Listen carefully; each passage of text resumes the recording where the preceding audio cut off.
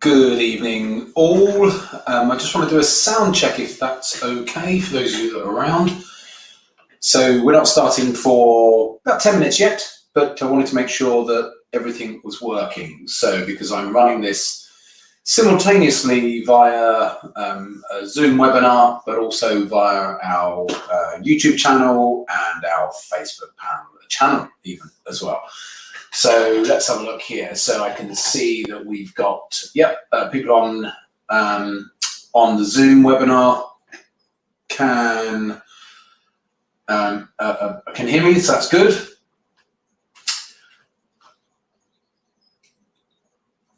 I don't know if anyone's there on YouTube or Facebook. If you are, much appreciated if I can see some. Oh, perfect. There you go. Sam's just helped me out there. She can hear me via YouTube. Perfect. Thank you, Sam. And so we're all good. In that case, we've. It looks like it's broadcasting. I'm a technophobe, as you know, and so to get all this stuff working is amazing for me. And I didn't really have to do much. So good evening, Match. Excellent. So it's working for you as well. You're on YouTube. So it looks like we've got YouTube and Zoom and Facebook all simultaneously broadcasting. That is impressive. Somehow or other I managed it. Now, those of you on YouTube and Facebook, I'm sorry, but you've got the camera, haven't you? I assume you can see me as well. You can see me in the corner there. It looks like that to me. The camera's on. So sorry about that, but I'm always told it's more of a visual thing, and people sometimes like to see that. God knows why. Said in a pair of shorts. British summertime, must be nearly 18 degrees Celsius out there.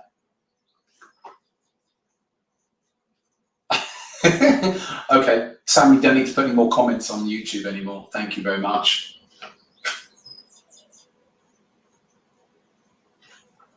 So I can see the questions. This is quite handy. So what I'm going to do is I'm going to have all of these questions. Oh, no, I'll leave those there. I'm trying to see the best way to have all of this set, actually, so I can see questions as they come in.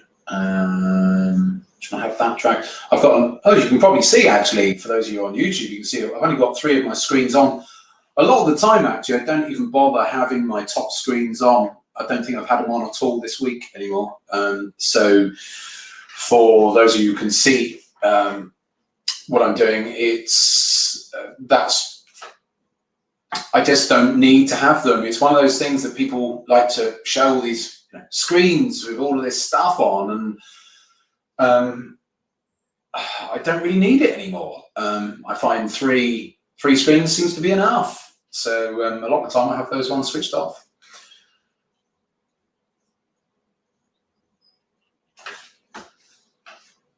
So we've got we've got 7 minutes to go yet, so we've got plenty of time before we can get started. Good evening, Ian, and thank you for coming along. We've got, like I said, about, just seeing which way I prefer to have all this set up. Do I want it that way? Yeah, probably. Looks like we're working all okay here. Yeah.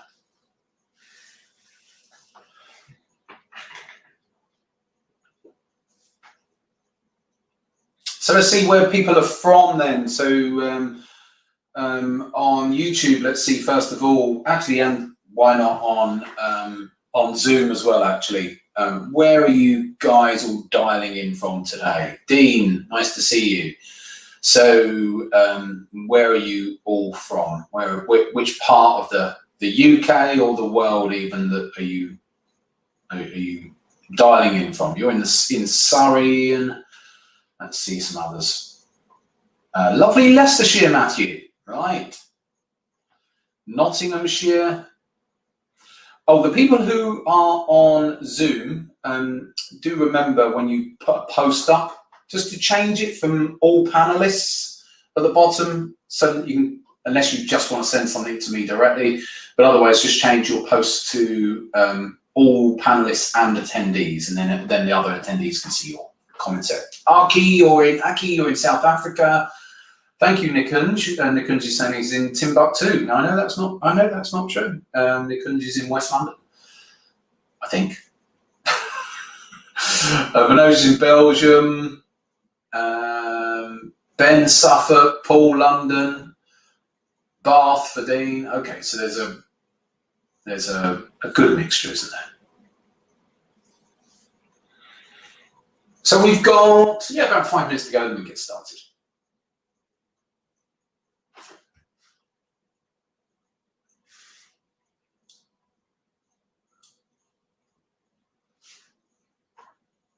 It is West London, Nikunj, right? Where actually abouts, Nikunj? I forget. No, you're in West. I assumed you were West London, but I couldn't remember where. Not very good with London boroughs, really.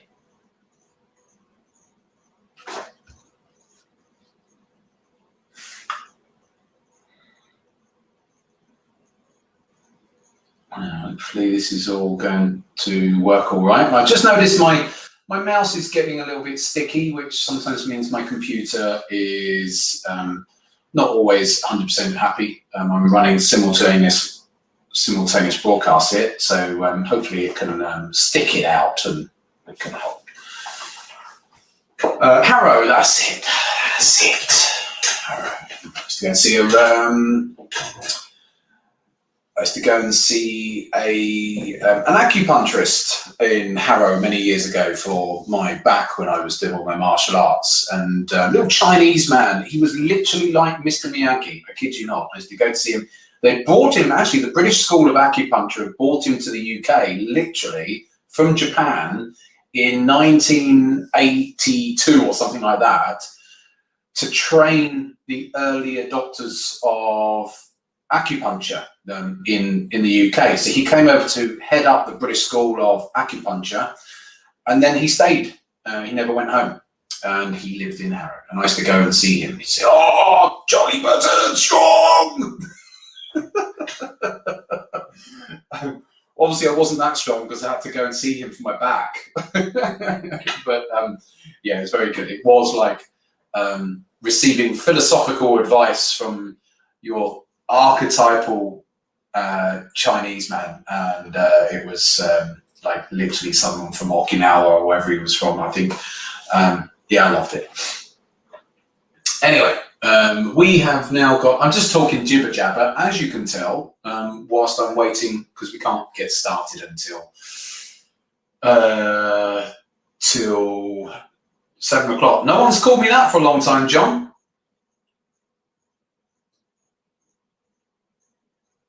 That is my first name, but I don't go by it because I hate that name. For me, I hate that name. I hate that. So I've always gone by, or for years now, I've gone by my middle name. Gives me the shivers when someone says that to me. Like, ugh. It was just one of those names, like lots of people don't like their names they're christened with, and so I just changed my name to the name that I do like. But thank you anyway, and good evening back to you. So where are we at? Okay, still got a couple of minutes to go. I'm just amazed this is all working. Hi, Steve. Nice to see you there. Over in Ely. Oh yeah, of course. Yeah, of course I know you're in Ely. Yeah.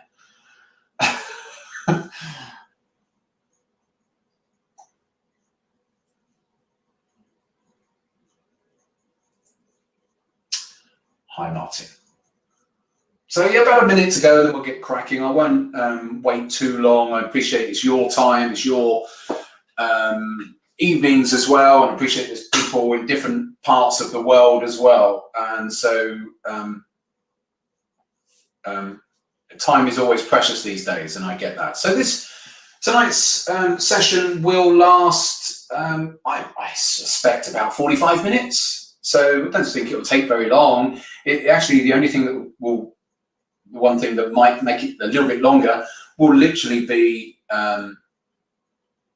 the quick Q&A, really. So I haven't put together some big fancy presentation for you of slides or anything like that. We're just going straight in, and we'll go, and literally I'll just start talking. So no slide presentation, sorry, very unprofessional of me. I'm just here to go through the update. Right then, I think we've just gone past 7 o'clock, so let's get started. Right, good evening officially, and welcome to this Trading Challenge update. So this challenge I started last summer. For those of you who this might be your first one. Obviously, the challenge was recorded on YouTube anyway, and so you'll see some of the updates on there. So I started this, like I said, last summer, and the reason I do these challenges must be crazy, but it's always been important for me to show people what can be done with a given amount of money, and to stick my neck on the line and say, okay, well, I'm going to trade an account here, and we're going to see how we get on, and over a given period of time. Because one of the most important things that I see in trading is belief. People need belief in order to be able to trade a lot of the time, because trading is hard enough as it is, as most of you guys know. Trading is a very difficult endeavor because it's all psychology, with having to deal with how the market reacts and knocks you down, slaps you around, and all of that. And so it's very difficult. And so your belief in yourself is constantly being challenged. And so the reason I do these trading challenges is to try and help people with their beliefs, for them to say, okay, if that idiot can do it, then surely I can, because that's the truth. I'm just a normal person like anybody else. And I'm not sitting here saying, look, I've made 1,000,000% last year either. This is normal, real trading. And so none of that BS that's out there across the internet and everywhere else there is these days. I'm an FCA regulated money manager. So I trade that obviously differently to how I would trade on a challenge account. But the challenge account is purely done. It's a bit of fun for me, because when I'm trading when I'm trading my funds and my main account myself, that's trading. It's quite low leverage how I trade that nowadays. So actually doing these challenges is a bit of fun for me, because it's higher leverage, in that I might be trading at 1% risk per trade, whereas on the funds and on my own accounts, I'm quite often way down at 0.1% per trade, or sometimes lower if I'm dipping into a trade. So it does make it a bit fun for me to do it. And so, but at the same time, I hope that it serves some form of purpose. I know that some of you are going to scrutinize everything that I do or I've done, but I've been doing these challenges on and off now since I think I started doing challenges in 2013 was the first one. I think that's when I started it. So it really is a case, maybe 2014, but it really is a case of me just saying, okay, this is how I've got on over this period of time, and these are the goals going forwards. This is how I've gone about my trading in order to get to where the challenge is at the moment. These are the hurdles. These are the things that have gone well, and that's what we're going to do here this evening. So what we're going to do is crack on initially with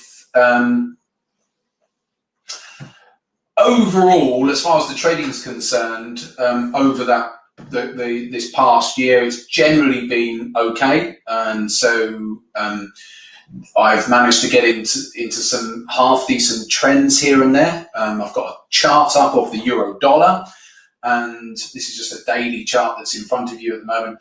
But I've managed to get into some half decent trends at times. I've given back profits at times. I'm going to show you that as well. Given back a fair bit of profit at times as well. But how I've gone about the trading is that in the main, what I'm doing is if you haven't seen it, I would encourage you to go back onto the YouTube channel. It's about a month or so ago, and I did a video titled "How I Trade." And there's a lot of stuff, content in there if you haven't seen that. But in the main, as a trader, I've changed over the years, and I think that most traders evolve. Everybody evolves with every year or so that you've traded for.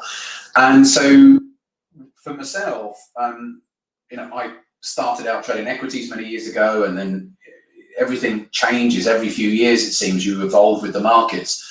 And in recent years, I just do more and more swing trading. And so I'm not the day trader that I was even 3 or 4 years ago. And so today, and that's just because of time and because of inclination, I guess, as well. I lost interest in sitting there on the days that I'm not in our live trading room. So when I'm not in the live trading room, I don't want to still be sitting there having to trade away in order to make my money. I'd rather be having swing trades on so I can get on with other things, and I don't have to be glued to my screens here. And as I was just saying earlier on, I know that people on Zoom can't see the video here, but I've only got 3 screens on here, my lower 3 screens. I've got 6 screens here in total. I don't even use the top 3 a lot of the time these days because I'm not needing to, not trading off a 5-minute chart like once upon a time. So by doing more swings and semi-swings, it just gives me more time to be able to get on with other things. Now, don't get me wrong, I will still use the intraday charts to establish trades, and that's a lot of what I'm doing. So I'm using the intraday charts, maybe an hourly chart or 4-hour chart, something like that, quite often to get me into a trade based on my bigger time frame analysis. So if I think on the daily chart, if I say I think I've done my analysis and I'm looking to get long because my analysis is saying, right, you've got to get on the long side based on those daily and weekly charts, then quite often a trade will start off of maybe an hourly or 4-hourly chart. So I'll get in there and then I'll start to build the position as the market, if the market starts going in my favor, then I'll start to build the position. And so that's a lot of what I'm doing, really. But the biggest part of my trading is multiple time frame analysis. And you will have seen this if you've seen any of my other videos. It's all about looking at those higher time frames, like the quarterly charts, monthly charts, weekly charts, drilling it all the way back down. So it's a top-down approach, and drilling it back down to the smaller time frames. And I'll give an example of that in a minute. But I appreciate that some of you are just here just to see, come on, Charlie, how did you get on? So but I'm just giving you a bit of a snapshot of what I'm doing. So I'm not sitting here trading away every day. And the other thing that I'm not doing is I'm not trying to make money every day. Some of you are like, what? And I'm not trying to make money every week either. And I'm not trying to make money every month.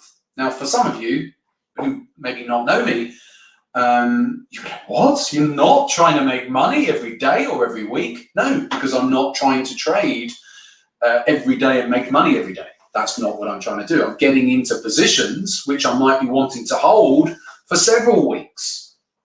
So, and if I know that I'm going to be holding a position for several weeks, I also have to appreciate that I might get into positions which I'm in for a few weeks, which end up just rolling over and I don't make any money out of.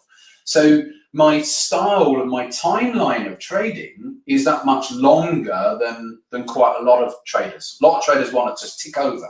They want to get their trades going, get in it, even if they are swing trading, be in it for a few days to maybe a week or two, and then they're out, and then they're on to the next trade and the next trade. That's not really what I'm about here. So I will take short-term swing trades. I had a short-term swing trade with our traders just the other day. Actually, I shorted the New Zealand dollar last week, and that one we got out of fairly quickly.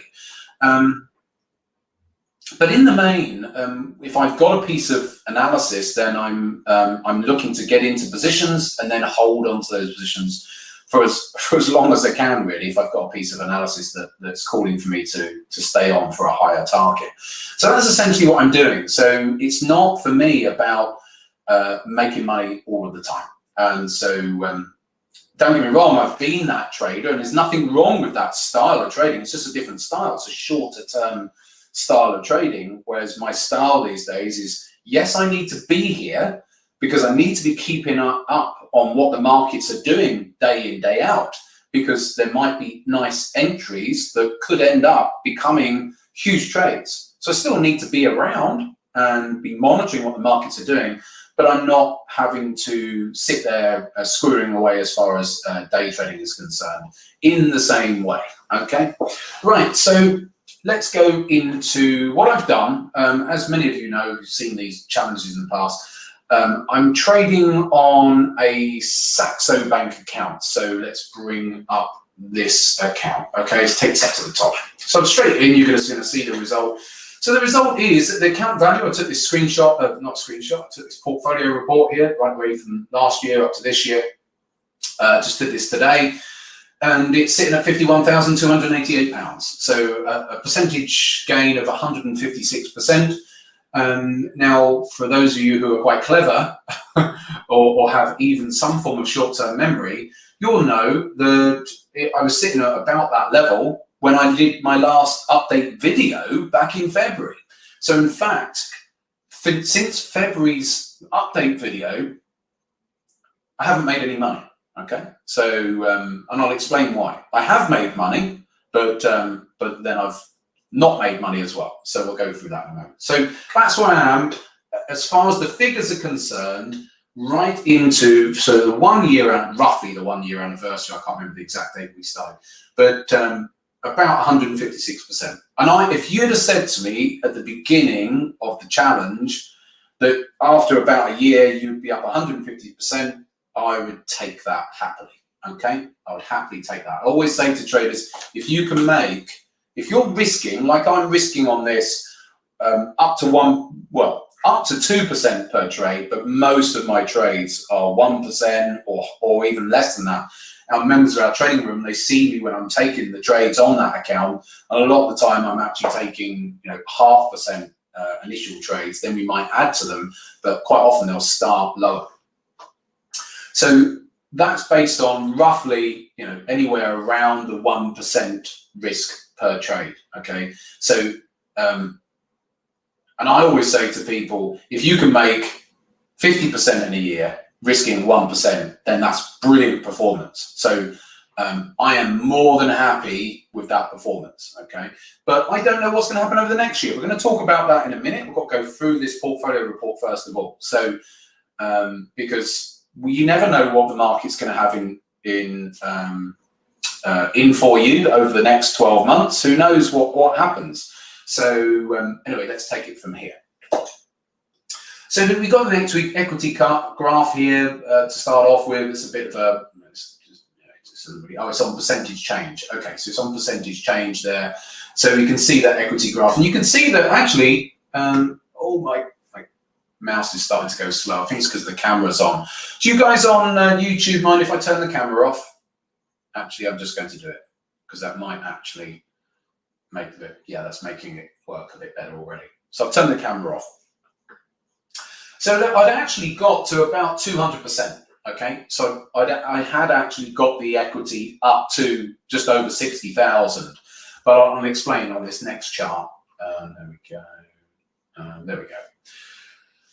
So, yeah, there we go. So as you can see now, this is the actual account value. So, and how it's gone up. And so, yeah, I've got it up to just a few weeks ago, up to a bit over 60,000, 61,000, whatever it was at.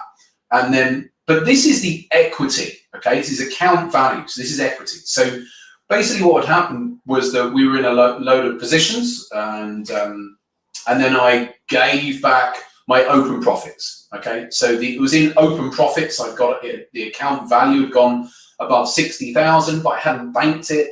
And then as, funny enough, you've got the chart, the euro dollar there. As the euro dollar rolled over, I've been in long positions on the euro, and then those long positions just got cut back. So so I was sitting in about £10,000 worth of open profits. Now, a lot of people say, well, why didn't you bank it?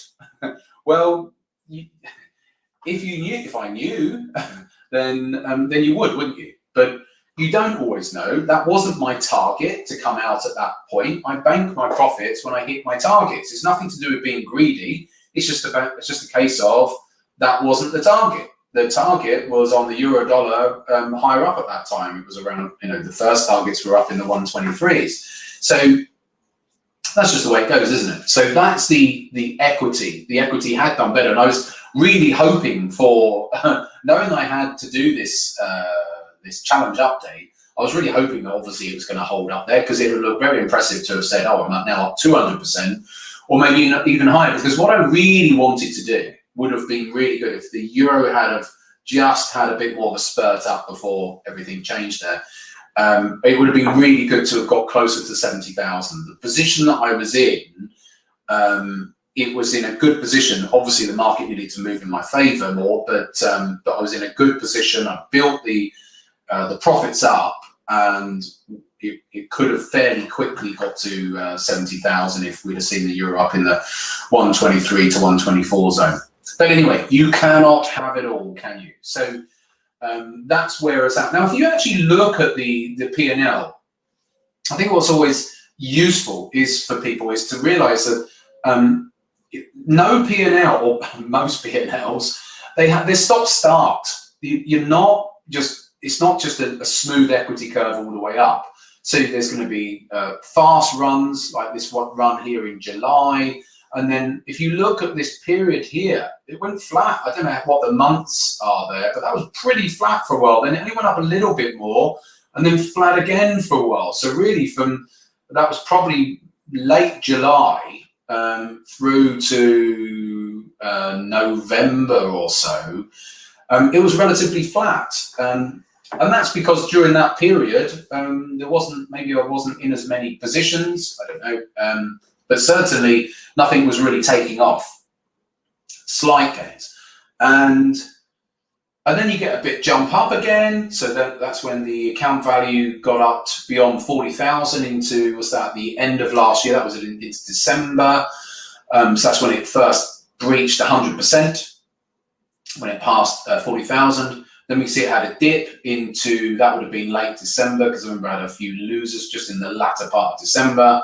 And then hit another winning streak, so to speak, or a few bigger winners here into January and February. Little bit of a pullback here, whenever that was, March, and then back and then up into, that would have been pretty much, I'd have thought, late May. Yeah, late May would have been the account high, which is really my account balance is sort of mirroring the euro dollar.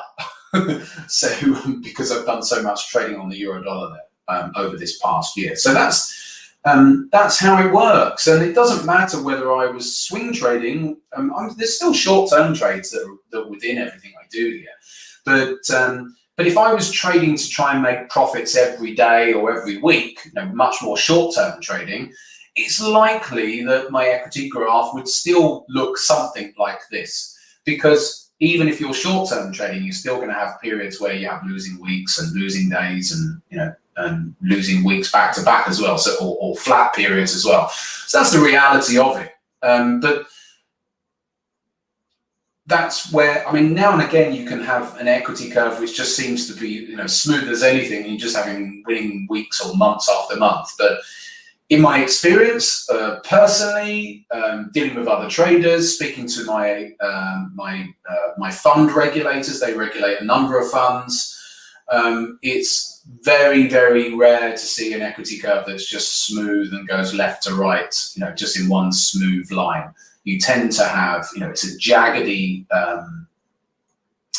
run all the way, because there's always going to be little periods or a few losing trades and all that as you go along. So just going to run you through, this is just a portfolio report that Saxo generate, which I generated today. There's all sorts of rubbish in here, just profit and loss overall, where you've done it in Forex. You can see CFDs, not made any money, lost money in CFDs on a few trades I've done there. Most of my bulk of my profits have been done in Forex.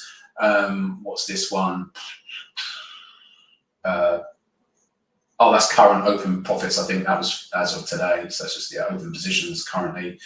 Here's all the total commissions and spreads. And what Saxo do is they break down all of your, even your spreads. So they're showing it as a cost. Now, obviously, I don't see that. You don't see that when you take a trade, but they break it all down as a cost. So my total costs over that year are 6,500. But that a lot of that you're not really seeing. You're not going to see the spreads when you're actually trading, just getting in at one level and getting out at another level. But they're very, for transparency, they show all of that information.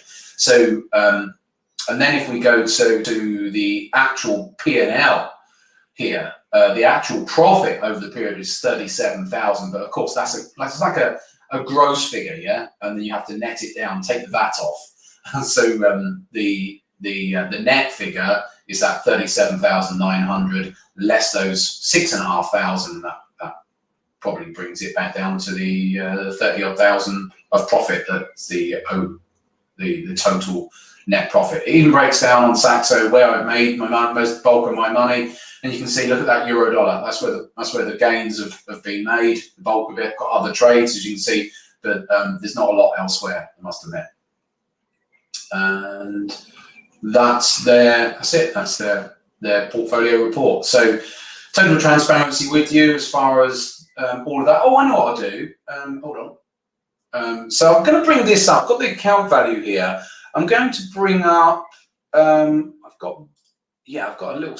This is quite handy, just to show you how my wins and losses come along. So I've just taken this past year, and you can sort of see.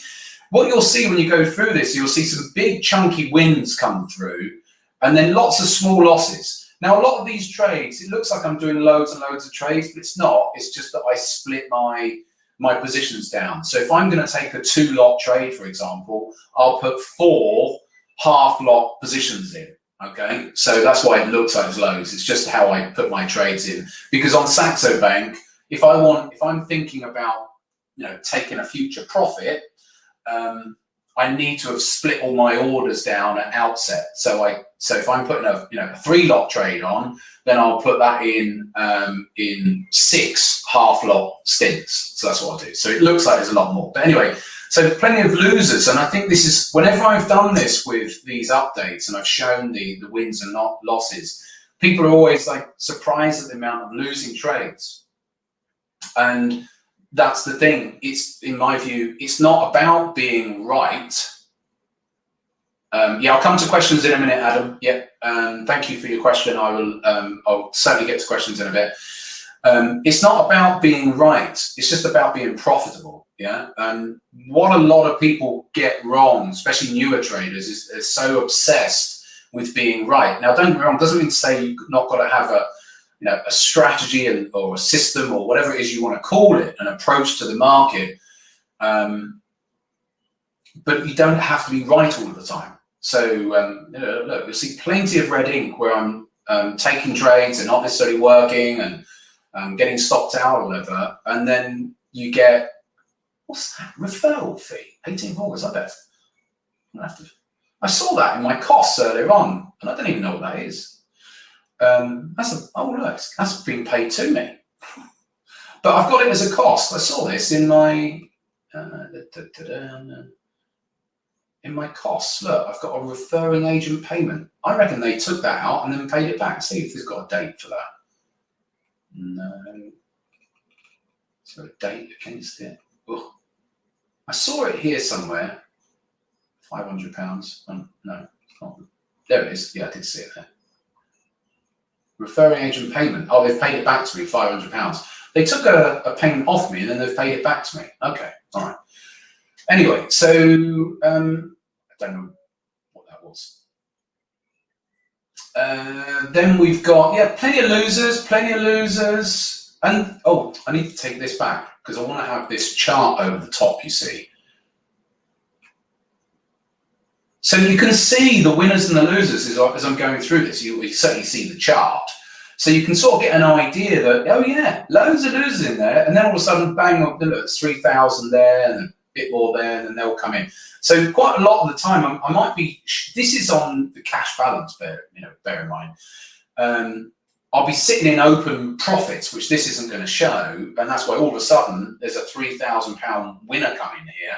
Well, I've probably been sat on that for, I don't know how long, probably several weeks. and then all of a sudden I've banked that. So it looks like, oh, he's having loser after loser.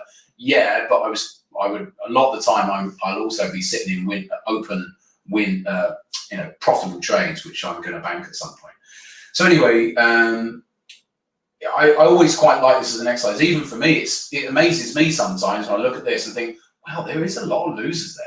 But when the winners come through, they pay out, and they're that much bigger when the string of winning trades comes through than the losers. And so in the main, and so anyway, I'm trying to scroll it very quickly. It's not about trying to see every figure, guys. Just trying to show you the red ink and the green ink here, so you get an idea. So we're into November now.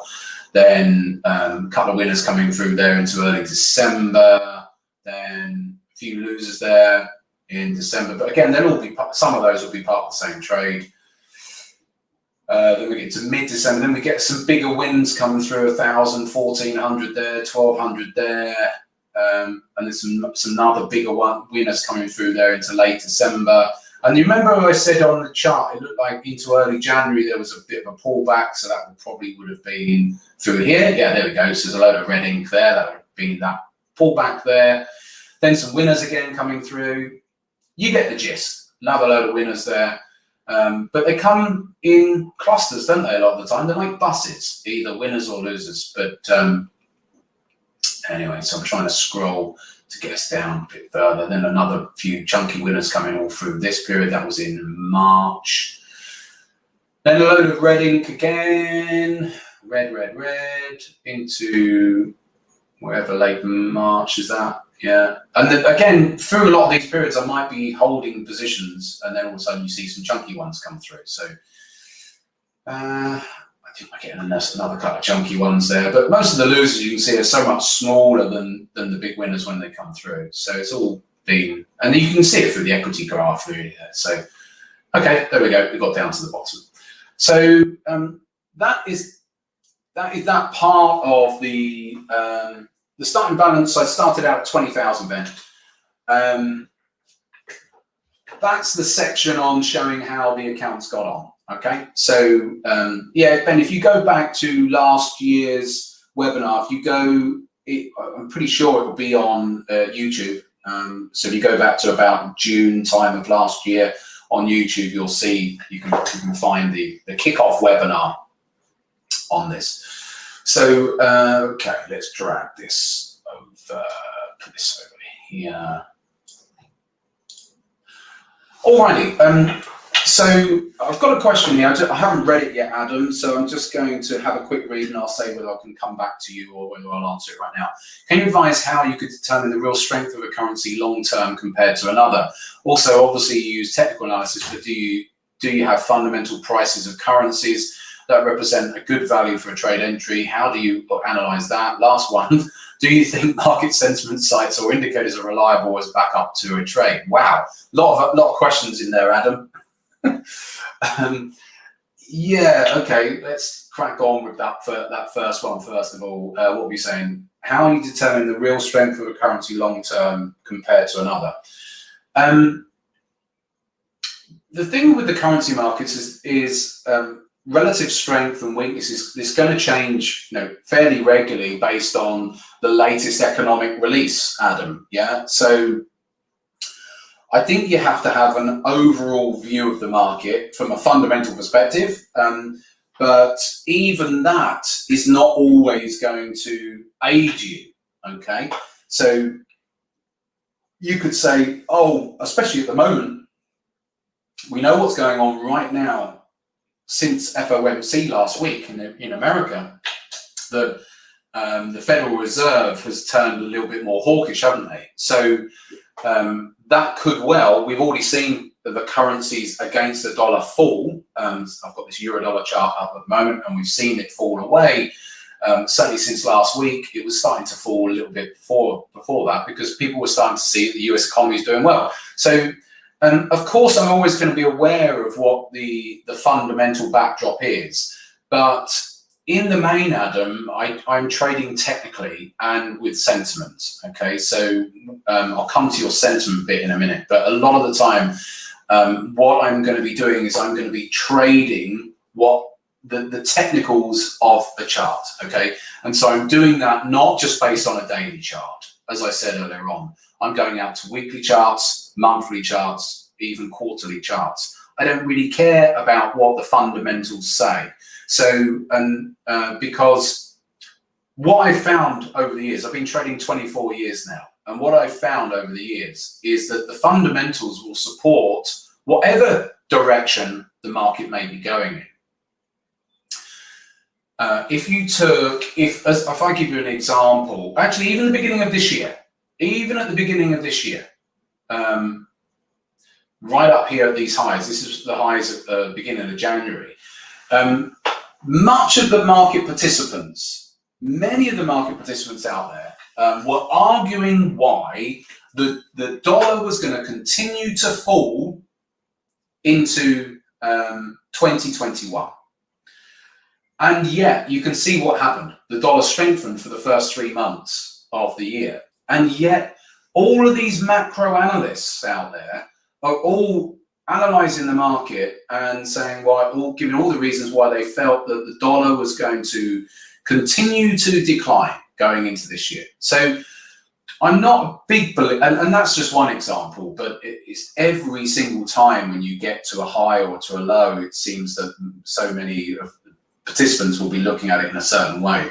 So macro, yes, I have to be aware of what's going on, especially like right now is really key, because it looks like, you know, the US is performing obviously better than, for example, at the moment Europe is ahead of the game there, and we could see a continued dollar strength. But let's also bear in mind from a macro perspective that there's going to be other economies around the world that are doing quite well. It could be that New Zealand might hike interest rates long before the US does, for example, or Canada could do. So there's a flip side to the dollar argument, of course, as well. So yes, the Federal Reserve have brought forward that potential future liftoff date. But at the same time, if they are, then other central banks will be as well. So there's two arguments there from a macro perspective. But so in the main, I'm looking at my long-term charts and then drilling back down. And I'm taking a view based on my analysis. And what I also like to do is to look at market sentiment. You've had a question there about market sentiment. And yeah, I like to look at what retail traders are doing. And again, would be important, useful for you, Adam, to go back to that video I recorded about a month ago. It's sitting on our YouTube channel saying how I trade or something like that, I think it was called, because I do go into all of that at that time. But so I'm looking at what retail do, but what retail generally do is if any market, if it's going up, you can bet your bottom dollar that retail traders are shorting, because retail traders that's just the nature of what they do. Bear in mind, all around the world, there's a lot of uneducated traders out there. I'm not talking about uneducated as far as not going to university or school or anything. I'm talking about as traders, they're not. There's lots of people out there who trade based on their gut feel or what their stochastic indicator is telling them that it's overbought and so therefore they've got to sell. You know, it's that type of thing. So a lot of the time you're going to see retail traders who are on the wrong side of the market. So it's pretty predictable in that regard. But at the same time, how much use is that? It can be useful at certain times. But what I find is also interesting is of use is to just see, well, what are the funds doing as well. So I like to see what the funds are doing, the hedge funds from the commitment of traders. I don't delve into the commitment traders reports. I just get the overview each week. When it's published, it just says, oh, right, you know, euro longs have increased or decreased, etc., etc. That's all I'm interested in. And so, and I do have a chart that I have that plots the commitment of traders positions as well. And then I'll be looking on things like Twitter and social media and seeing what type of articles are being written on Bloomberg, CNBC, that type of stuff, because again, that can give me an indication if the market is skewed in one direction, a bit like what I just said there about the beginning of the year. So that's what I do as far as sentiment's concerned.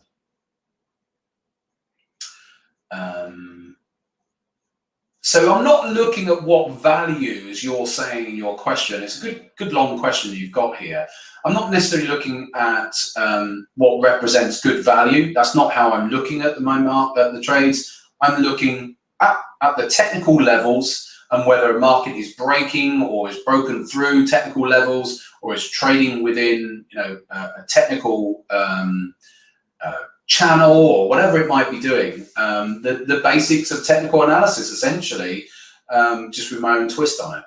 So I have certain patterns I look for, and so sometimes there might be given patterns on my higher time frames which are telling me, like at the beginning of this year, that I really should be generally on the short side of the euro, and that was what I was doing this year. I'm still having losing trades because I'm taking from the beginning of this year I was just shorting the euro, but there's still going to be the trades that I get stopped out on because some of those trades I'm trying to get in on an intraday basis with an intraday based stop loss, and I'm still going to get stopped out on them. But in the main, most of my trades through that first 3 months of this year were all on the short side.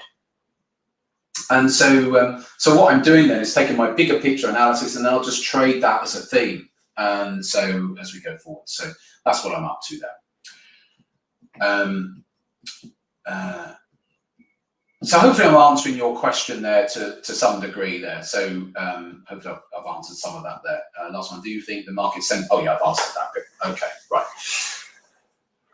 right. Is Australia dollar a sell? That sort of stuff I'll come back to. It's not what I'm here to do right now, Tom. So as far as going forward from here is concerned, what am I trying to do? What am I trying to achieve with the challenge? So I've got it from 20,000 to effectively 50,000. If I can get it to 100,000 between now and next year, then I think that would be great. So another 100% gain from where I've got it to now. Okay, so that would be obviously a 400% gain from the original starting balance. So I think that's, as I said earlier on, 100% in a year is achievable, but it depends on the market conditions that I get as to whether I achieve that or not. But that would be nice if I could turn the 50 into 100. It's not necessarily, it's not a guarantee, of course, it's trading, but that will be my goal over this next year. So I'll continue to trade the challenge. I will do other updates as we go forward, periodically. I'm not going to do them every month or anything like that, but I periodically will do an update if I hit a milestone that I feel like I want to share. But that will be my challenge over the next year. Okay, so hopefully I've given you some food for thought there. But generally speaking, what I'm looking for, I'm going to take you through a couple of charts here.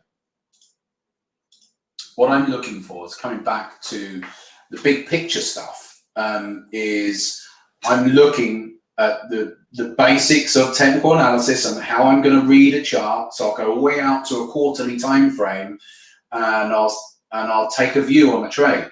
And the thing is, I know that I'm not going to be right on every trade, as you've seen when I've gone through it all. But I don't need to be right on every trade. So what I'm trying to do is take a view based on analysis as to whether I think a particular currency pair has more upside in it or more downside in it. And then I'll trade that view and try and get into positions. Some of them will be trying to run quite far if I've got particular targets in mind. And that was what was going on last year. And also that was what was going on in that first quarter of this year, but also into coming back to it, also coming into this year, although I've been short all the way down to here, once we got down to here, this was my long-term, my trend line on my weekly chart here. So if I go to the weekly, I'll just show you that trend channel there. This is that trend channel. And at this point, we hit the weekly 50 moving average, my black moving average on the chart. So this is where I started accumulating a long position. So I finished on my shorts, started getting long. To me, that's we're an upwards trend at this point, and so I wanted to buy it. So I bought and was adding all the way up, and it took some profits off, but alas, the euro didn't quite get back up to these highs from the beginning of the year, which is where I would have at least started taking some more profit off there. So not everything works out. And like I said, that was where once it rolled over, I'd accumulated these positions, and that's where my account balance, the open equity, had got to above 60,000 in all those open profits. But of course, it came back. But as I always say, people say, "Oh my God, you're up £10,000 in open profits if you'd have banked it." But that's not my place to bank it. That's not my analysis. My analysis was that it hadn't got to its target, so I'll carry on holding on to those positions until they do get to their targets, or if it's going to roll over. And if you trail your stops up too aggressively, then you're never going to get to your bigger targets because you're trailing your stops too aggressively. So you have to be willing with this style of trade to be in some nice open profits and be willing to give them back. And for a lot of traders, that's quite difficult. They don't want to give back open profits and they want to trail their stops up aggressively. Well, that's fine. There's nothing wrong with that. But then they'll never get those much bigger trades because markets are always doing pullbacks. And as soon as a market does a pullback, that trader who's aggressively moving their stops up is always going to end up getting stopped out. And that's fine, but they'll just never have those bigger ones. And I quite like trading in this style where I'm getting into a trade. If it starts working, then I'll start building the position and then see if it can get to my targets. And that's essentially what I'm doing. And that's essentially what I'll be looking to do over this next year. I think we're at a real crossroads at the moment. And as we can see just in the last few days, the euro dollar, which is the biggest currency pair, has bounced a little bit. Coming back to your question there, Tom. These questions are on our YouTube channel that I'm seeing. The euro dollar has bounced a bit like the Aussie dollar has, and pound dollar and Kiwi, but not a lot, not big bounces. And so we have got some inflation, more inflation. We've got PCE inflation figures coming out tomorrow out of the US, and I do think that they could be another market moving event, not the same as like non-farm payrolls or something like that, but or CPI inflation, but they should still get the market moving a bit. And we're already seeing the euro just coming off a little bit since it making those highs yesterday. So this could be the beginnings of another leg down potentially.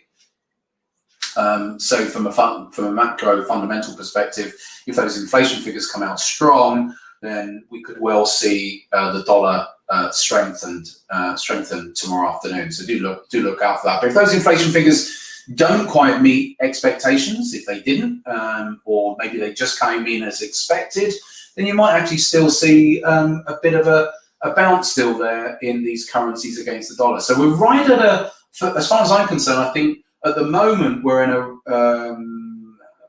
we're sitting on the fence. We're in this balancing period at the moment between, is the euro and the Kiwi and the Aussie and the pound against the dollar about to start their next leg down, or is there still more upside in them? I do not generally know the answer right now, and you never do know the answer.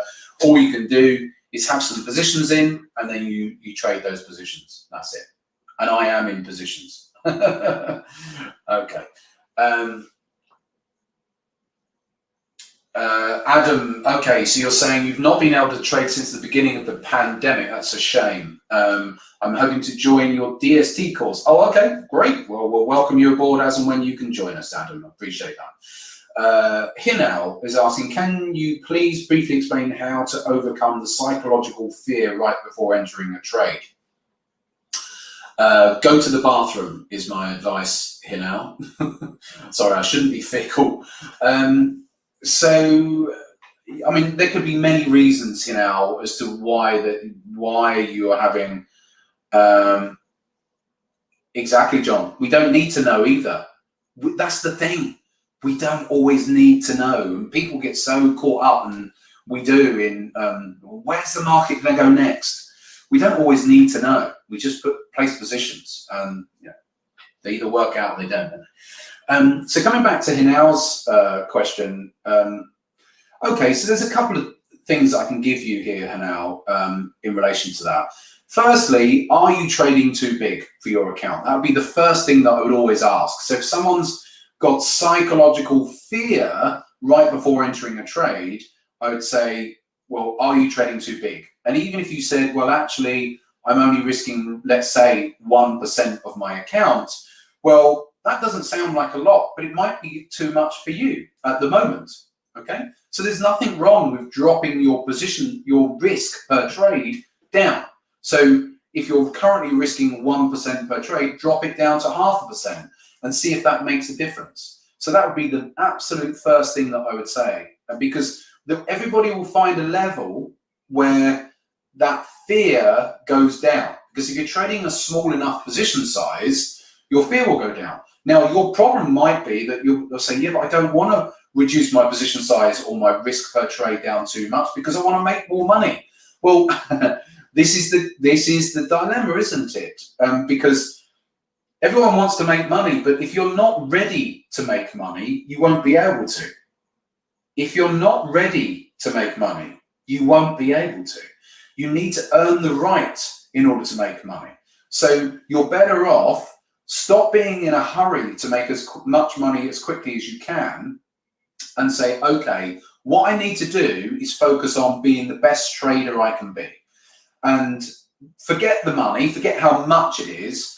At what point of risk per trade am I much more comfortable? If it's 0.5%, if it's 0.25%, find the level. And that would be the very first thing that I would say to you is to look at. Don't worry about the money. Don't worry if you're only risking 0.25% per trade, and therefore you're not going to be making that much in percentage terms. What you can do is get yourself into good habits. Once you're trading well at 0.25% per trade, then you can up it, can't you? Then you can increase it to 0.41% per trade, and then incrementally over time start to build your risk per trade. And your body, your brain will get used to it that way if it's in incremental increases. That would be the main advice I'd give to you to start with. I know nothing obviously about you, but that would be the first port of call as far as that's concerned. I could give you loads of other advice, but that would be the first thing. Because if you're struggling with fear, and fear is a very common trait in trading, it's the most common trait. And the reason being is that we as human beings are fight or flight motivated, fear and greed. And most traders suffer with fear. Everyone will suffer with greed to some extent or another. But it's that fight or flight response. And it all comes back down to keeping ourselves alive. It goes back to our archetypal brain. And so we're more likely to be fearful because fearful, if we run away from a dangerous situation, it keeps us safe, yeah? If we confront the dangerous situation, we might win. We might win the fight, the battle, but we might also hurt ourselves, get injured or whatever. So the body, the brain will tend to want to run away from a dangerous situation. And that's all that's happening in trading a lot of the time with fear.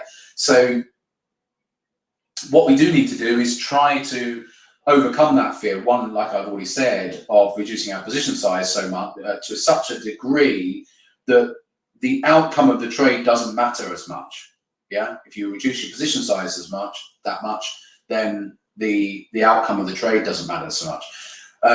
Other sorts of things that you can do would be to there's a lot of self-talk that I talk to traders about, that you need to be talking and analyzing doing a lot of self-analysis. People spend a lot of their time on looking at trades and trade entries, and what they've not done is assessed what their emotional state is like. And what we need to constantly be doing is reminding ourselves, look, this is one trade in the next 1,000 trades I'm going to be taking. Why am I getting so uptight about this next trade? Little things like that. I'm not going to go through too much because I do this sort of stuff with our members all of the time. But there's lots of tricks and tips that I give people with regards to helping the psychological side. Because the psychological side of trading is the most important side of trading. 100%. It is the most important. I don't care about whether someone's right or not, on whether they said, "Oh, Charlie, I was right. I got long, and I had a winning trade on this." Yeah, great. I'm happy for you, but who cares? It's about the results over a longer period. That's what I'm talking about. It's lovely when people have winning trades or whatever, but how do they deal with the losing trades? That's what sets them apart, and can they focus on the process of trading and not worry about the profits too much? Like when I'm doing these challenges, I don't look at the P&L on the challenge account from 1 month to the next. I'll know roughly whether I've had a good spell or not, but I'm not really looking at it, because if I'm looking at the P&L of the challenge account every day or every week, where's my focus? My focus is in the wrong direction. My focus needs to be on what I'm doing, the chart analysis, trading the patterns that I use, my risk management, my execution, my trade management, at what point I move my stops, all of that stuff, and my self-analysis as well. That's where all my focus has got to be. If I sit here thinking, oh, it's at 50,000, I've got to get it to 55,000 in the next 2 weeks. What are you doing? Your focus is on the money. Forget the money. Focus on being the best trader you can be, executing the best way you can execute. Like Mark Douglas used to say in his books, trade as flawlessly as you can. So that's where your focus is. The European football championships are on at the moment, and if any of the teams get into a situation where there's a penalty, that penalty taker, if he thinks, oh my God, there's millions and millions of people all throughout Europe watching me take this penalty, my entire country sitting at home watching me take this penalty, please let it go in, please let it go in. His focus is on the wrong thing, isn't it? He needs to be focusing on, okay, how many steps back am I taking from the ball? Which am I going to dummy with my body language, dummy the keeper? How hard am I going to strike the ball? With what side of the foot, etc., etc. What's his supporting leg going to be like? So that's the focus that he needs to have. He can't focus on the end result. Well, it's got to go in, it's got to go in. If he focuses on the process of him striking the ball, then he has a greater probability of the ball going in the net. Yeah? And it's exactly the same with trading. Anyway, there we go. Michael, what's your minimum risk reward? I don't have one, Michael. So now don't get me wrong, as a general rule of thumb, anything above 1-to-1 is fair game, Michael. But I don't have a specific, every trade has to be, 1-to-2 or 1-to-3 or anything like that. I'm not that mechanical. So I trade based on obviously the charts and where I'm entering. And I'll obviously look at my targets and say, well, okay, if I'm entering here and I've got a stop loss down, and the stop loss is, let's say, got to be 100 pips away, and my target's only 15 pips away. No, I'm not going to take the trade, am I? So, but yeah, around about the 1-to-1, anything 1-to-1 and above is what I'd be usually looking for. But there are some trades which are which can be slightly inverted risk reward as well. But a lot of the time, as you saw when I went through all the profits and the winning and losing trades, when I went through all of that, you can see that my average winning trades, when I have them, is so much bigger than my losing trades. Yeah. So yeah. So I mean, over that last year, I've had 1 or 2 trades which have been like 1-to-20 risk reward ratios on them. So that's where I say it pays for the losers when you get these massive risk rewards. And I get those big risk rewards from, like I said, identifying a trading opportunity on a higher time frame and then combining that with a lower time frame.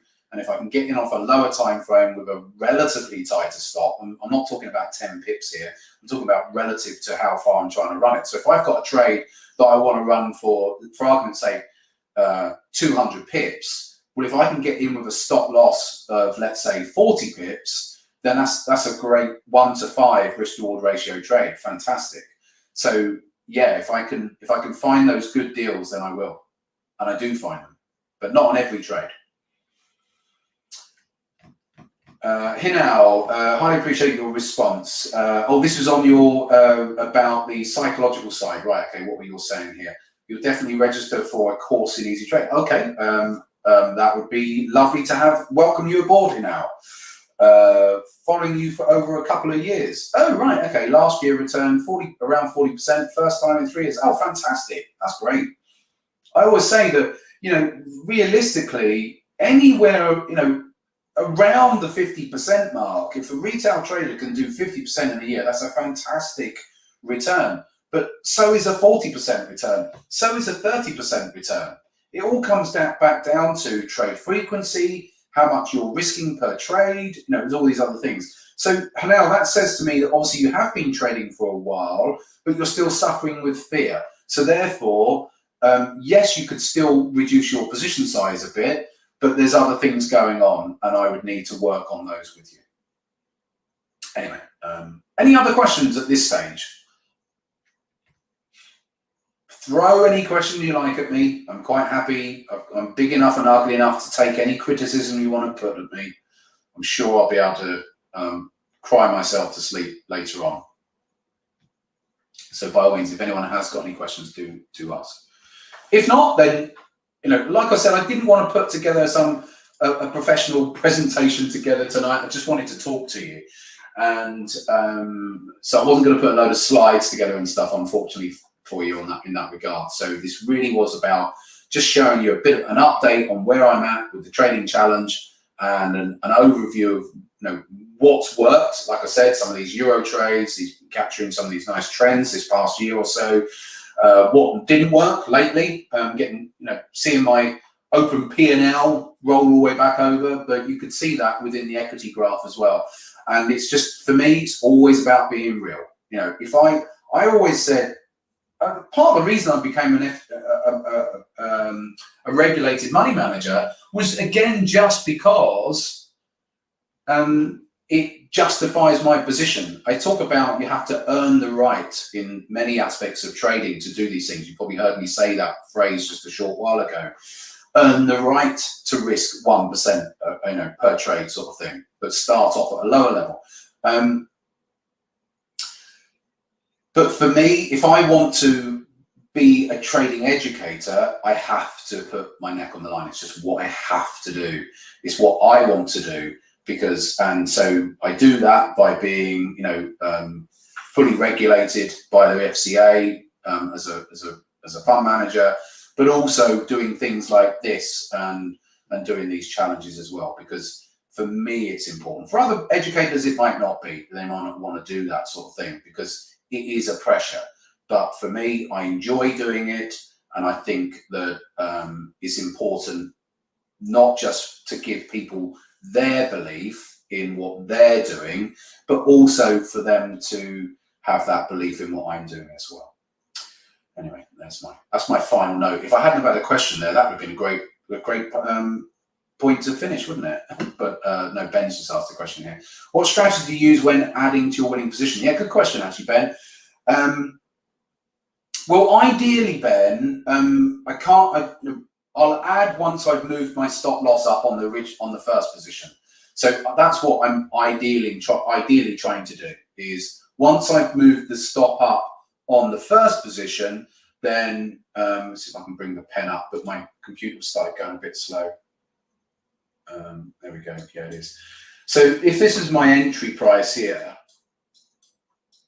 and my stop loss is down here, my initial stop loss is down here. Once my stop loss has been moved up, it might not be completely at break even, but once it's been moved up, then I can start to justify if price has obviously been going up, then I can then start looking at, oh, right, I can add another, even if it's another half-size position, but I'll add another half-size position over here. So I'll add them. And then once the stops get moved up a little bit more, then I might add a bit more as price goes higher. So that's essentially what I'm doing. I'm having to be a bit careful with not getting, you have to be careful not to get over-geared. But I will, in this trading challenge, have a couple of % of exposure at times. Because I'll see it then as Well, okay, so you could say, well, let's say I was risking 1% initially, and then the market has moved up a fair bit, and I haven't been able to move my stop up too much. But we're in a really prime position to add another, whatever the price is doing over here is consolidating or whatever. We're in a prime position to for me to add, but I haven't moved my stop up because I don't like moving stops up too aggressively. You see, so I might look at it and say, do you know what? I will put another 1% on, or 0.5%, because it's no different if you were day trading of just having 2 losing trades in a row, is it? So I will do that, and that's my mindset towards it, because people will go and short-term trade and have a loser, then go and have another loser afterwards. Well, okay, I've added, at this point, I've already got 1% of open exposure, or maybe just a bit under that.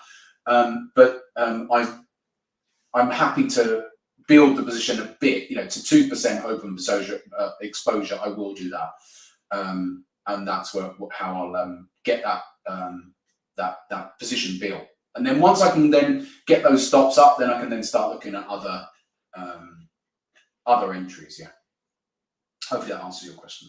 I'm getting a few questions coming in now, so you're going to have to bear with me a little bit, because I've got questions coming in via Zoom, and I've got questions coming in via YouTube as well. So I don't even know where to go first. I'll stay on the YouTube ones first of all. Did you use the AI software in conjunction with your challenge? No, I didn't actually, Ian, because this was really about, these challenges have always been about me trading and trading manually. So I've always wanted to justify, my existence, Ian. And so no, everything I've done is manual trading. What's the challenge all about? You probably need to go back to last year to see what this challenge is all about. It's and even to the beginning of this webinar, maybe you've come in late here, but I'm not going to repeat myself about what I've said at the beginning, because I've already covered that off at the beginning. Why I do these trading challenges? You'll need to go back to the beginning of tonight's one. It's all being recorded. It'll be sat there on YouTube once once we finish tonight. And if you can go back into our YouTube videos, go back to the kickoff webinar from June. It was June last year. The trading challenge from June last year, and you can see what it's all about. Duck, hi Duck. What do you make of all these funded trader programs? I think they're a load of rubbish, Duck. But yeah, they're popping up almost daily.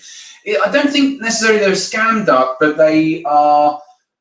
It's just a good way for those companies to make money. So if you take one of the biggest ones, what they do is they're reliant on, so you pay a challenge fee, okay, and they get everyone excited, because the problem is lots of people out there, they get into trading, but they haven't got much money to trade with. That's the reality. And then they hear about these, as you say, funded trader programs, and they think, oh, what a great way. I've got a couple of £100 or so to enter this challenge, and then if I can complete the challenge, they're going to give me 50,000 to trade with at the end, or 100,000, whatever. And I think these challenges, they don't need to be a scam, Duck. They don't need to be, because it's a bit like your broker. If you take an average CFD broker with 50,000 clients, those CFD brokers know that 80% of their clients are going to be losing money. So if they were a market maker broker, they might as well just take all of those clients, all of their clients' trades onto their own book, because they know that 80% of their clients are going to be losing. Yeah. So, and if you take these funded trader programs now, what they actually do is they'll charge you a fee. So let's say they charge you £200-300. So you've got a lot of excited people out there who might otherwise only have 1,000 or a couple of thousand or so to trade with, and they're thinking, great, if I pass the challenge, then I can have 50,000, 100,000 or more. one of the funded trader programs, something like 94% of all applicants fail. 94% of all applicants fail. So if they took in, let's say 1,000 applications, and for every 1,000 applications, they know that they're going to be 940 of those applications, the traders are going to fail. So they're going to keep the £300. So 300, so that's the best part of nearly £300,000. But 60 of those people will make it through. Okay, so of the 60 people that make it through, there's another, they say about another 2 or 3% of the original 100% will not make it past the first month. So then they'll fail. So then they keep their money as well. But then there will be some people that will make it through that first month. Okay, fair enough. And if those people that make it through the first month, how many of them make it to month 2, to month 3? Because it's actually, it's quite aggressive what you need to do. You can't trade through news, and you can't hold your positions over weekends, and all of these sorts of things. They put lots of restrictions on you. It's just a very good business model. And if for those people that do make a bit of money for a few months, fantastic. They might make a little bit of money. But in the end, most of those traders end up failing. And so what they do and where they're making their money is, 1, on the applications in the first place, and 2, possibly taking the opposite side of all of those applications trades. Now, if they take the opposite side, knowing full well that 90% of the applicants are going to lose money, they're making a heck of a lot of money. Yeah. So no, I don't think they're a scam. It's just a clever way of them of having a great business model. And for the tiny percentage of people that make it through and stay with it, great. They'll pay them out if they make some money. But there's such a small percentage relative to the masses. But the masses will keep feeding the beast, and they'll say, "Oh, I'm going to go for another challenge and another challenge, and I'm going to make it through." And of course, of the ones that make it through, how many actually last longer than 3 months? But in the meantime, those businesses have made a lot of money. So that's the reality. There's no free ride. The business is very clever. There is no free ride. Would I give someone that I don't know £100,000 to go and trade if they've just gone and traded for a month and had some good trading for a month? Of course I wouldn't. And no right-minded company would either. But they're just playing the odds, like a casino. A casino knows that of 1,000 people that walk through their doors and playing roulette, any one of those people could do really well and have a lovely little winning spell and have a lovely winning evening. But they know that in the main, they have an edge. And that's all of these businesses are doing. They're not thinking that they're going to get loads of superstar traders. That's not what they're interested in. The business model is there for them to just make money. But they're happy if any of the traders do become superstars and get all the way through. But that's about it. So no, not worth it is my long-winded answer. It really isn't worth it. The best way to trade is trading your own money, or potentially have your own fund, of course, further down the line. If you can build up a track record, a good track record on your own money, then have you build up your own fund and get investors on board and stuff like that. But these trader-funded programs are really heavily geared to not let you make any money. Because that's not how their businesses are geared up.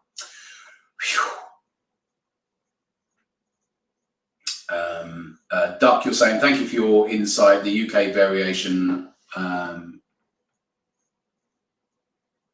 of its jobs on LinkedIn that incur training fees. Oh, okay. All right. I don't know. Russ, you're asking, trading journey, first you lose money, then you learn how not to lose money, then you make money. Yes, that's right, Russ. That's a common adage in trading. Yeah. How many years took you to travel from steps 2 to 3? I lost money in my first year, 18 months. I made a lot of money when I first started trading. In the first 6 months, I didn't know anything about risk management. I was a new trader back in 1997, I think it was. And then I lost a load of money because I didn't know what I was doing. So that would have been by the end of year 1. And then I had to dust myself down, and then it probably took me, another 18 months before I made money. I always, at the time, I mean, it's harder for me to remember now, but I always think it was about 2.5 years to, make, or I made money initially on a bit of luck, lost money, then learned how not to lose it. So yeah, about 2.5 years it took me, which is relatively quick. But, I was trading in the late 90s bull market. I was trading equities, so I'm quite open that, I was probably a bit lucky when in those early period as well, because there was certainly an element of luck. Everyone needs a bit of luck at times. And so there probably was a bit of a luck there as well. Sanders, get old Rene back, oh God, on Tip TV, see how he's coming along. Actually, Sanders, Sam emailed him just literally a couple of weeks ago. So I haven't been on Tip TV for ages because I've not been going into London. So, and she emailed him a couple of weeks ago, and I can't remember, Sam, what did he say on his response? He's been busy, basically. He hasn't been doing a lot of trading. He had been doing all right, if you remember from my last interview I did with him.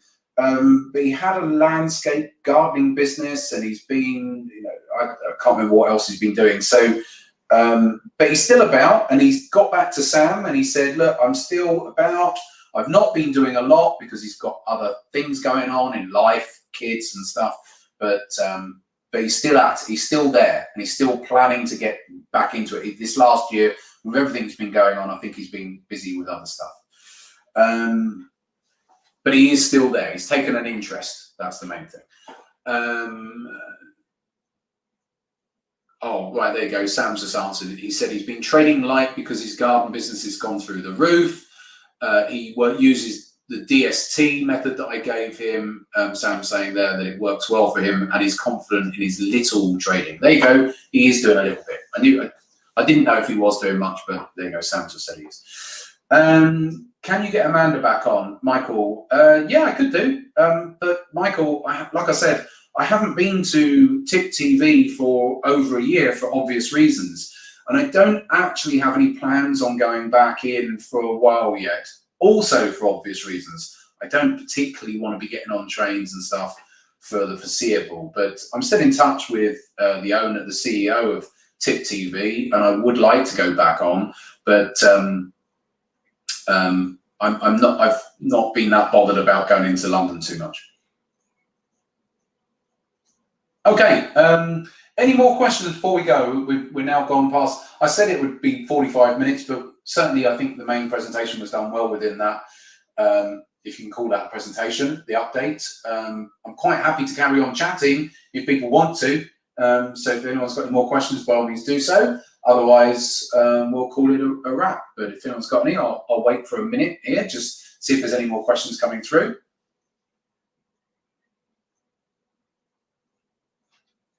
Could Zoom an interview? Oh, yeah, I could do. I could use Zoom. I did like going into Tip TV. It's a more professional sort of backdrop and stuff. So that's what I'd like to be able to do that. Any other questions at this stage?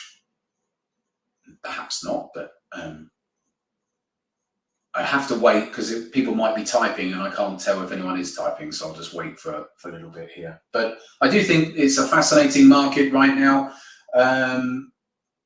But oh, sorry, there's a question in the Q&A. I've just seen that on Zoom. There's another one. There's so many different question boxes. Oh, no, that was from Russ. That's the same one. Right, okay. But I think, I get emails from people. Some emails I just ignore nowadays because I get emails from people saying, Charlie, where do you think the S&P's going? And I don't care. Especially if it's not even a member. If it's a member, I might be a bit more considerate. But because it doesn't matter. It does not matter. You have a view and take a view on a trade, and and you trade your view. And if I give someone a view, that might disturb their view or their analysis, and I'm very conscious of that.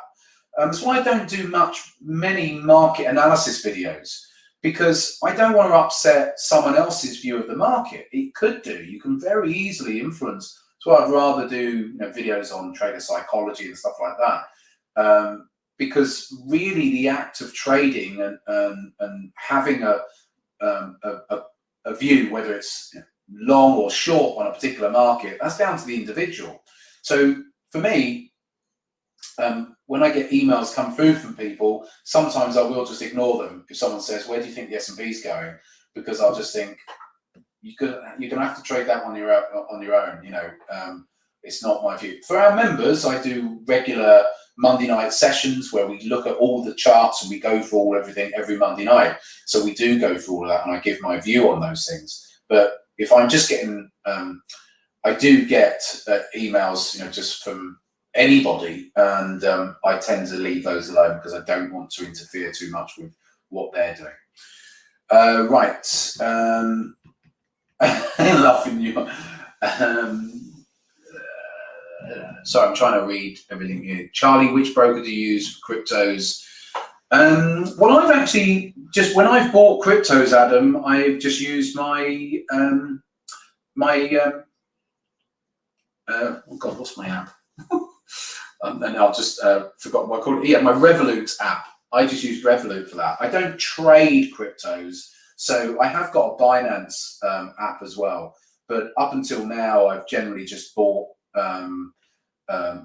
When I bought Bitcoin and XLM and Ethereum, I used Revolut. But I think Binance charges are less and stuff, but it did the job. I wasn't bothered about, I'm not trying to trade in and out when I've done. You'll be downloading the Trader Mindset. It's very good. I'm going to be biased there now, but that's what it's all about. It's all about psychology. Do you also conduct live courses over webinar or Zoom? We have a trading room, a live trading room now, which 5 days a week we are in that live trading room. So it's a specific piece of software where you can see our screen, you can see our other members, and then either myself or Kim are chatting all day long, or on and off all day long, with our members. So we are very practical, hands-on. We have that. Go to our website now, and you'll see a little bit about the live trading room stuff.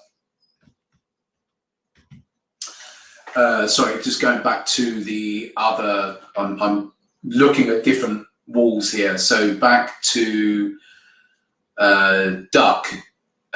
In the even to another black swan event like China invading Taiwan, how do you think markets will realign? In the event, I think, in the event of, sorry, I was trying to read your comments there. In the event of or something like that, how do you think the markets would realign? I've not given it to any thought, actually, Duck. So you put me on the spot there. I mean, but normally what would happen when you say the markets, stock markets, you would expect to sell off, and you would expect money to go into the Singapore dollar, the Swiss franc, and the US dollar. There you go. That's the simplest answer I can give, because that is the type of thing that would happen in a big geopolitical event like that.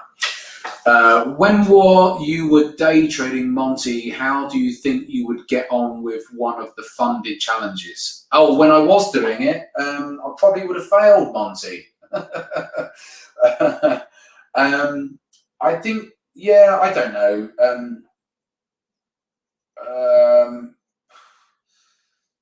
I don't know enough about all the specifics of their rules, but I think their rules are quite tight on things like drawdown. So I think if you're trying to make 10% and you've got to make 10% in 2 weeks or something like that, or whatever it is, but you're not allowed a drawdown of greater than 5% or whatever it is, then I think that would be very difficult. I'm not saying I wouldn't have been able to have done it in my heyday, because I'm a 5 times, trading champion and things like that. Might as well, blow my horn a little bit.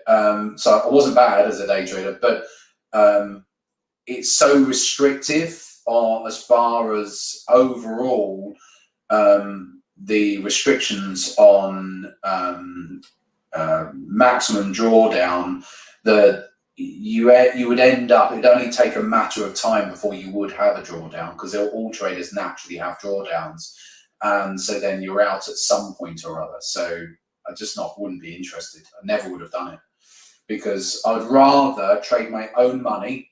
The best advice I give people: put some money in a trading account.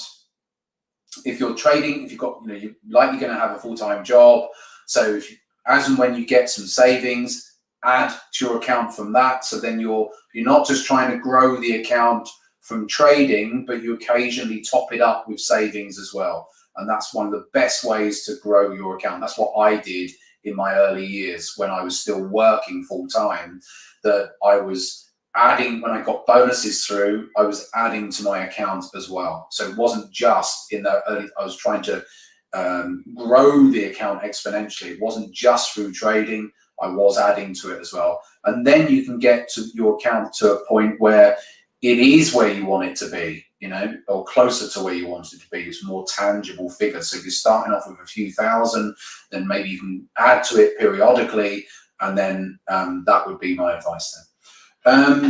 Any chance of a potential 200,000 or to $1 million challenge in the future, or too large a number? Yes, a good question. Sanders.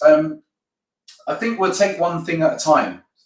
That's the sort of challenge that I have got at the back of my mind, Sanders. Yes, but I want to get this current challenge to where I want to get it to first of all, and then we'll take it from there.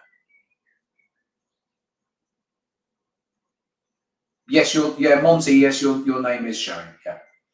How do you get away with risking 5% per trade? You don't. It failed for me, Peter. Pete Stevens has asked the question: how do you get away with risking 5% per trade? I tried to do that on my previous challenge and it failed. It was too rich. So because I did have a drawdown period, and then at 5% risk per trade, it's not going to take much. So I wouldn't recommend anything more than 2%. I think 2% is rich. And even in this challenge I'm doing at the moment, the majority of my trades are 1% or less. Now, once I've got a trade which is running for me, I might add to it and put another 1% in. But to go up to 5%, I think is the danger zone. I tried it. And I thought, well, come on, I've got 20 odd years worth of experience. I'll give it a try, because on that challenge, I wanted to make 1,000%. And so I really put my foot down, but it didn't work. So my advice is don't do it. You don't need to. You can still make enough even at 1% risk.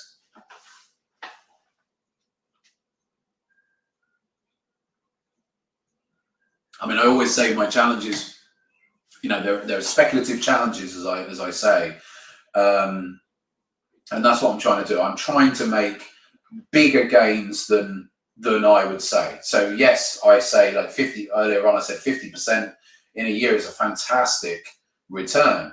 I know I've just done 156% in a year, but I am trying to make outsized returns on the trading challenges. So I am trying to do that. I am trying to put my foot down a bit.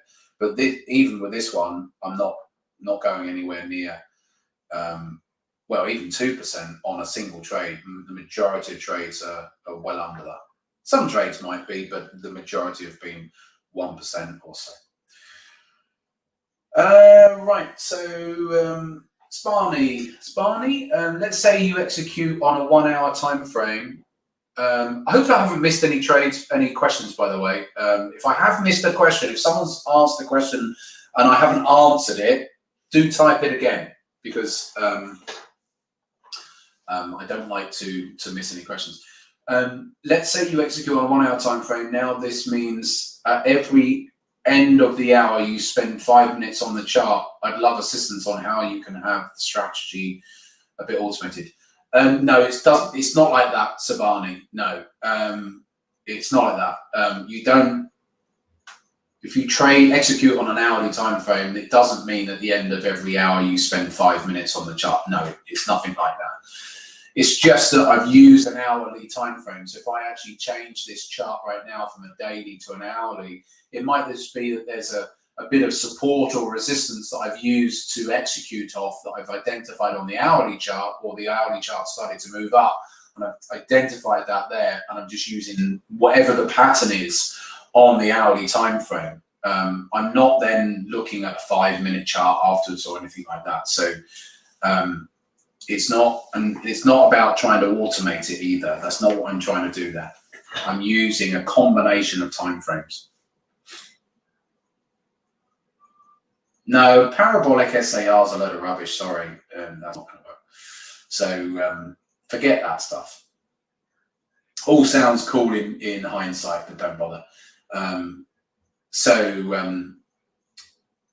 Yeah, what I'm doing is using the time frame. So let's say at the moment, for argument's sake, let's say I had a view that this euro dollar is going to carry on going down. Okay, so let's say I've got a view that euro dollar is going to carry on going down. What I might do is, obviously this is on a daily chart, but what I might do is say, well, I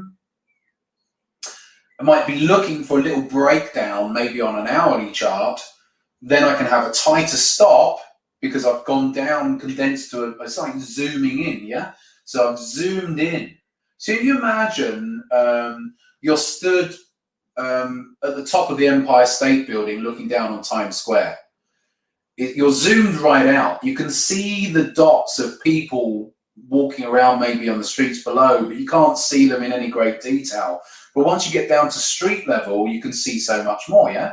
So it's just a case of zooming in, and then you can see that little breakdown that's going on an hourly chart, which you might be able to then at times get in with a tighter stop loss, and then you're carrying on trading it based on the higher time frame, like the daily chart here, and then you're getting that bigger risk reward. That's what it's all about. It's about taking a smaller time frame, getting in with a given stop loss, but then running the trade based on the higher time frame with the bigger pips target, and that gets you the bigger risk reward.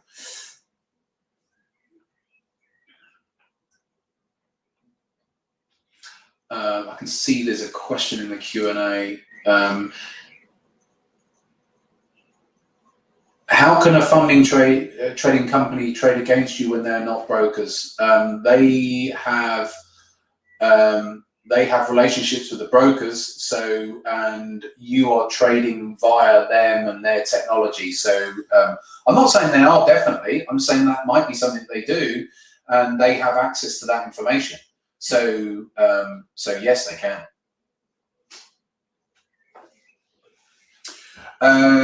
Raggy, I'm sorry, but you're too late. If you've only just come in, you're now asking me what the challenge is. This webinar will be saved on YouTube.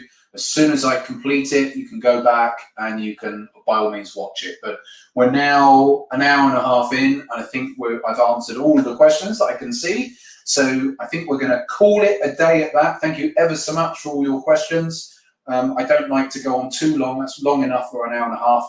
So hopefully it's been of use to you, and I'll keep you updated over the next year like I have done over the last year.